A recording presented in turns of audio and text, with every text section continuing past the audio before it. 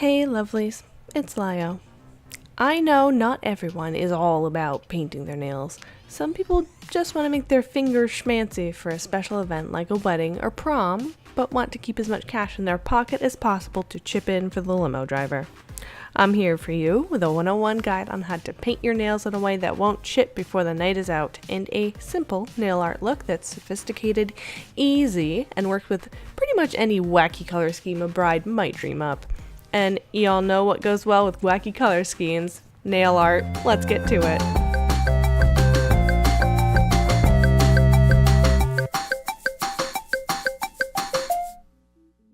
Before we get started, I need to disclaimer that this is not a full-on done-up manicure.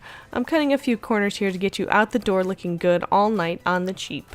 A full mani requires a few extra products and things to facilitate longer wear that aren't completely necessary to getting a finished look. The first thing we're going to do is wash our hands. You don't know where these things have been. After that, we're going to go lotion up. I use cocoa butter for this, which is inexpensive, moisturizing, and makes your hands smell a little bit like chocolate. I also love the Burt's Bees cuticle cream, which I usually get for around $5. Really, even regular old vegetable oil or olive oil can work, but in the case of a liquid oil, I'm going to dip a Q-tip in the oil, then rub it on my cuticle area around the outside of my nail. Then I'll gently rub it in on each nail. In all of these cases, make sure not to touch your face because random oils can be very comedogenic, and zits on prom night are Clearsteel's marketing dream. When my hands are good and nourished, I'm going to grab my file. You don't want to go too cheap on a file, since cheaper files can just shred your nails, leading to snags and breaks. I found that unless you are really hard up, paying $1 or $1.50 for one decent cushion file with a standardized grit size is a much better ideal than the ultra cheap cardboard ones. For natural nails, which is not acrylic or gel enhanced nails, you'll want to look for one with more than 180 grit. Lower number means coarser, which will shred your nails. A higher number means finer, so if you do go higher, it won't destroy your nail, but it takes way longer to file them into shape. I usually err on the side of finer when I use emery boards. I'm still watching season 1 of Stranger Things, it'll be fine. Speaking of taking forever, to avoid splitting, I always file in one direction. That's what makes you beautiful. From the outside to the inside. But I am a YouTube nail artist for whom breaking a nail is a career ender, and my nails are just genetically predisposed to split, so I have to play it safe. Biology, y'all. I'm not going to recommend that you go ham and just saw away, but you probably don't need this level of caution. You may have noticed I'm still rocking my old chipped and or random swatched polishes. That's to make sure I file everything straight. You'll see what I mean in a bit. Next, now that the moisturizer has soaked in, we'll take a cuticle stick or orange wood stick. It's the same thing, I don't know why it's called orange wood. And I'm going to very gently push back that skin fold. You thought I was going to say cuticle? Well, cuticle is a dead skin gunk that clings to your nail surface, not this nail fold. In a full manicure, you'll want to take that off, but just for tonight it won't matter too much. Wooden cuticle pushers tend to be inexpensive, but you get a way better bang for your value at beauty supply stores, but the packet may cost a little more up front. Pushing back the nail fold gives a bigger surface, and make sure that little fold of skin is a nice even line or the end result will look a little bit messy. The lotion we put on earlier should have made your skin nice and soft by now, so it should be easy to do this with just a little bit of gentle pressure. If it hurts, go more slowly, maybe add a little bit more lotion. Also, take this time to use the pointed edge and get underneath your nails to remove any dead skin or gunk. Speaking of gunk, don't forget to subscribe to this channel. It made sense in my head. When that's done, it's time for polish remover. For removal, you can make most cotton balls stretch even further by unrolling them a little bit and using smaller pieces. I use acetone as my remover for 2 reasons. It's fast and it's cheap, much like me. Just get the cotton a little bit wet, then place it on your nail, count to 10, and then swipe it off in one direction. If you go back and forth with acetone, you'll just redistribute the polish pigment on your skin and make a mess. If you use non-acetone remover, it'll take longer and you'll have to use more elbow grease, but it'll also dry out your skin way less, and many have additional vitamins and stuff, allegedly to make your nails healthier. It's also a bit more foolproof in my experience, and it'll hold on to the color on the pad better so you can rub it back and forth a bit. I also recommend packing some Q-tips to make sure that you get all that polish out from underneath everywhere. If you have some tinted areas near that nail fold, pick your stick back up and scrape at it gently. That stuff is the cuticle and it really likes to hang on to pigment. At this point, you can probably see what I mean about keeping the polish on to keep your nails straight while filing.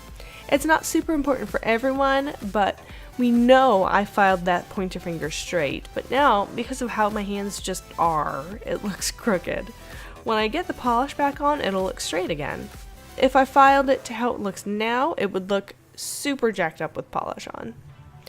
So, right now, it's time to wash your hands again. Whether you used acetone or remover, you don't want that stuff hanging out in your nail, and we need to make sure all the lotion, oil, filing dust, and whatever else is not on your nail plate. Getting your nail plate clean and free of oil is 100% the most important step in making sure your polish lasts. Use a nail scrubby brush if you have one. Dry your hands well, and now we're on to the actual painting. There are two routes you can go. You can either choose to match your dress, shoes, tie, flowers, whatever, or you can get a nice, safe, neutral nude color, which will look nice no matter what you wear. If you pick the matchy color, especially if you're going with a jewel tone or a blue, green, purple, I'd encourage you to pick out some kind of base coat as well, simply to avoid staining your nails.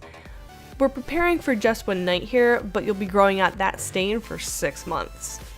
Even the nude or light polishes would benefit from base coat for a number of reasons, but you don't need a base coat for one night. I'm going to do the bright color on my left hand and the neutral on my right hand, so I'm putting a base coat on my left hand.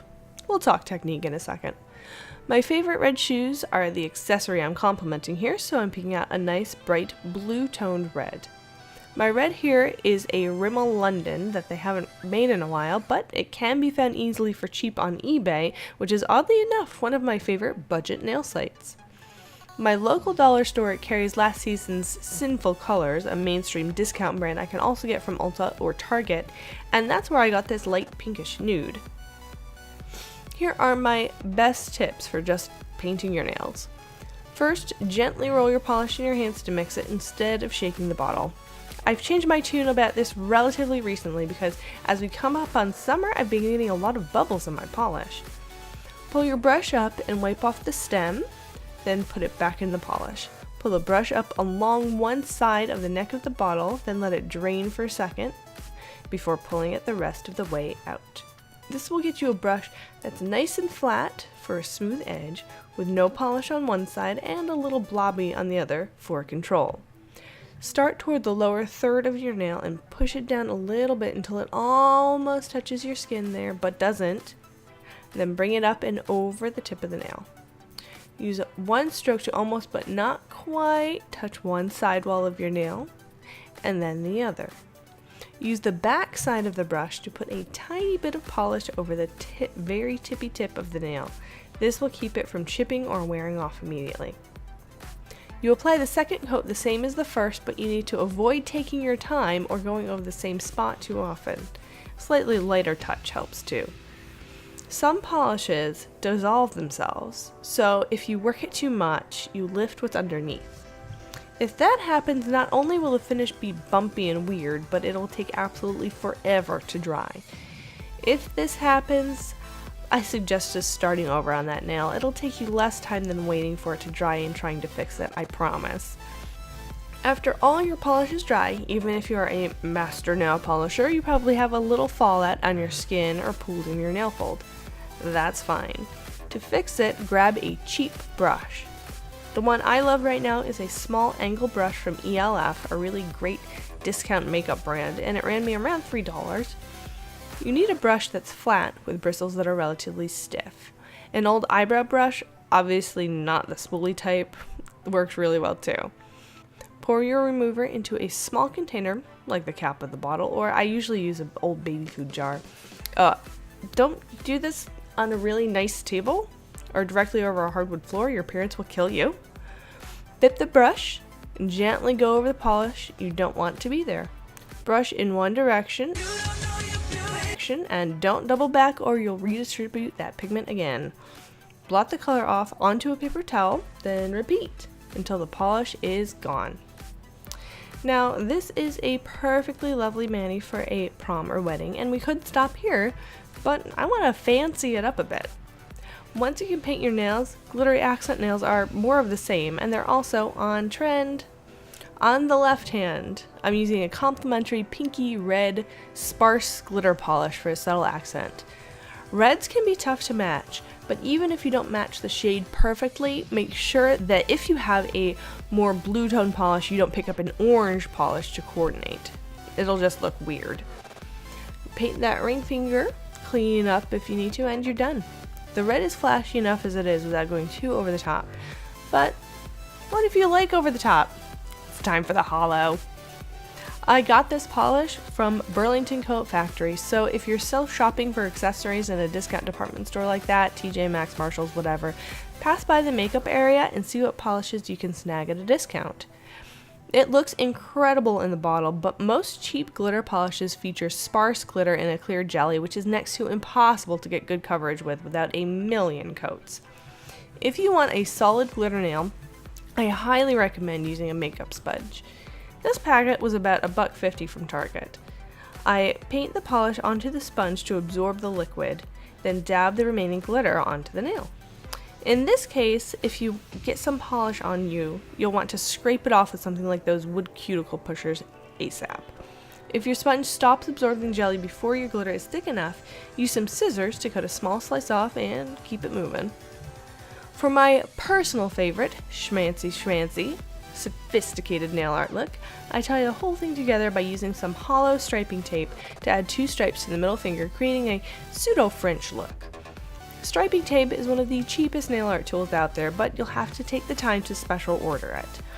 I put a few links in the video description box if you need a source. Pull off 2 stripes onto a bottle for quick application, then stick them on, then clip them to length with scissors. That's really all there is to it. I actually just wore this exact nail look with a slightly different color palette to my brother's wedding. By now, your hands are probably dry and feel awful, but we have one more step to go before we add more lotion. In my experience, a top coat is vital in ensuring your polish won't chip. Not only is top coat more elastic, making sure the color won't flake, it also adds a protective layer over top so it won't rub off either. It is another expense, but you can get Sèche Vite from Walmart for relatively cheap, or the Sally Hansen brand, which my grocery store carries. This will hold down the tape, too. I do at least 2 coats over glitter to ensure a smooth surface because, in my experience, the glitter sort of absorbs it. When your top coat is dry, it's time to add more lotion. Way less this time. You don't want your hands to feel greasy now, just nice and healthy. And that's it. I know this video was kinda long and rambling, but I wanted to make it pretty exhaustive. Like I said, I know that not only nail art specialists want to paint their nails to look nice for a special occasion after all. If you have any questions, or if there's something you would like further explanation on, or even if you just need a little pep talk before your big night, please leave me a comment. Most important of all, have fun! I'll see you next time.